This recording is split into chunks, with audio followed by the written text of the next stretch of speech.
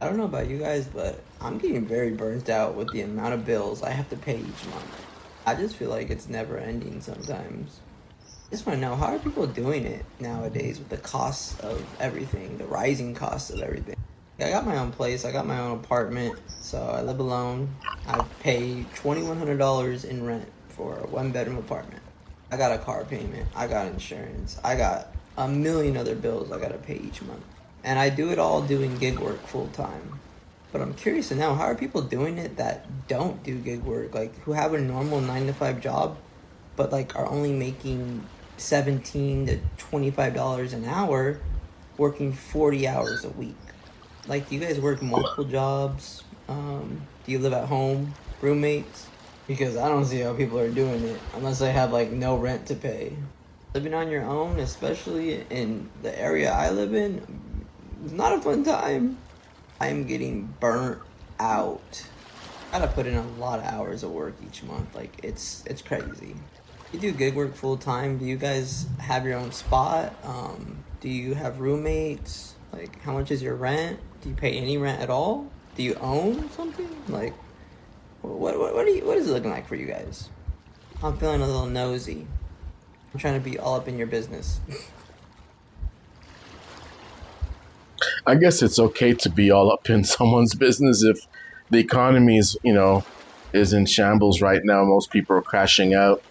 And, once upon a time, one middle class income used to be able to support a family. And in most expensive metro areas right now, the reality is that that's shifted quite dramatically. One income paid rent or mortgage, one income paid utilities, food, and transportation.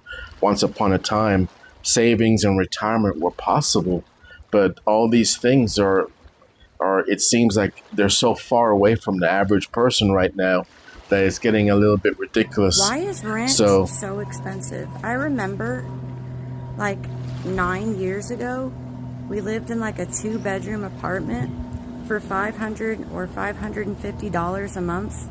And now a two-bedroom apartment would cost you way over $1,000.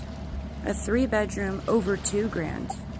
And not even that nice of an apartment. And it's like they say you got to make two times the rent to even be able to get the place.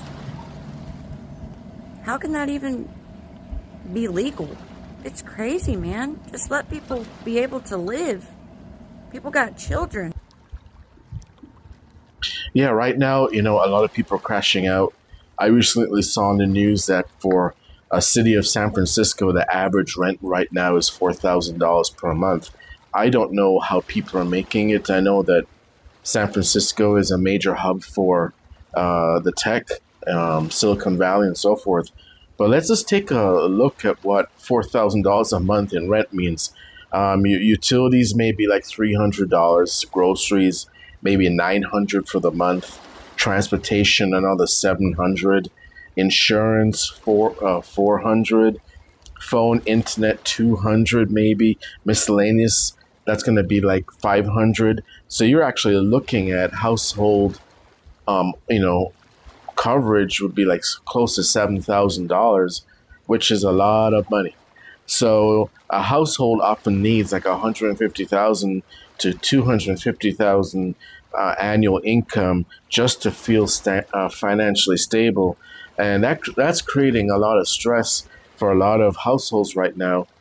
Just imagine like losing one income becomes catastrophic, layoffs become terrifying, illness becomes financially dangerous. These are all areas and all stressors that most people are worried about.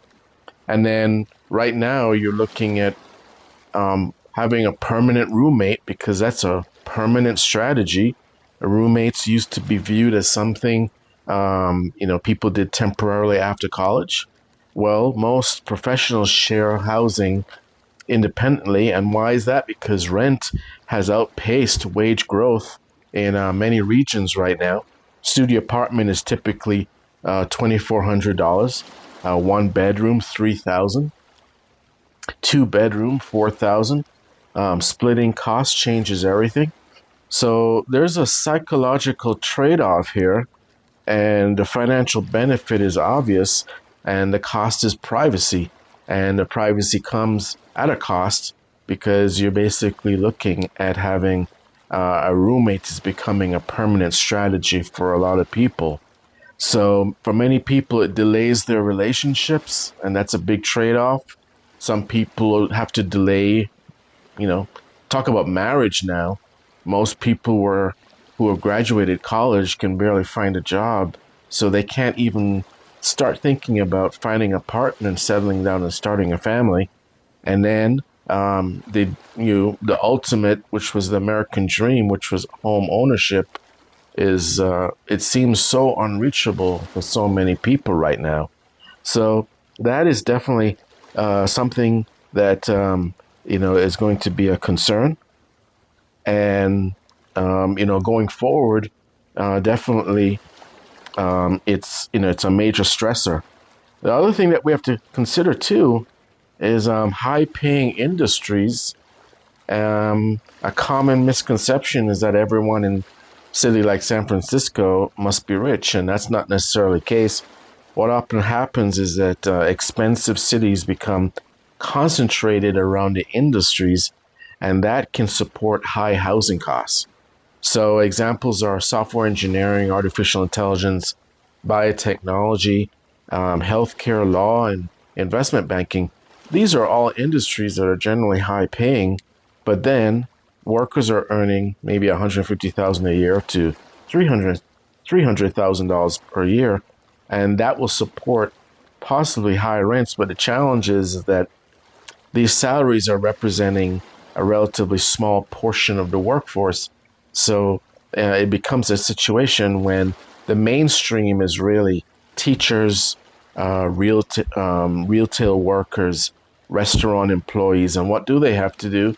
A lot of them will have a main job, and then they turn to gig work, such as Uber or DoorDash or any other types of gig work to do on the side, working these extreme hours in addition to their mainstream job or main job, primary job that has, if they're lucky, decent health insurance and other benefits, such as an HSA card, perhaps, or a 401k savings plan.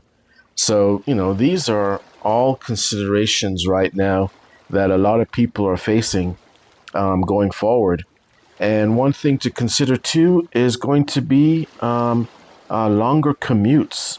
Many workers solve the affordability problem geographically.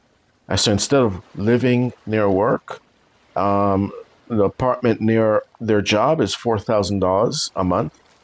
Apartment 50 miles away is $2,000 a month, possibly. But then your savings might be $1,500 to $1,800 a month.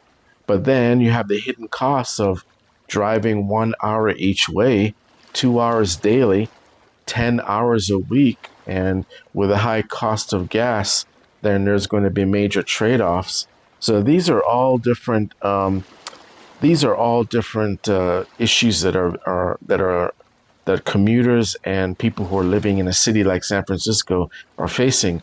And if the average rent is $4,000 a month in San Francisco, then you can only imagine what it is in LA or any other comparable city with a tech workforce, such as Austin or Dallas or even Atlanta. So thank you for tuning in, and we will continue to bring more stories like this, examining crash outs in the economy. Have a great day, and thank you. Please like and subscribe. Have a good day.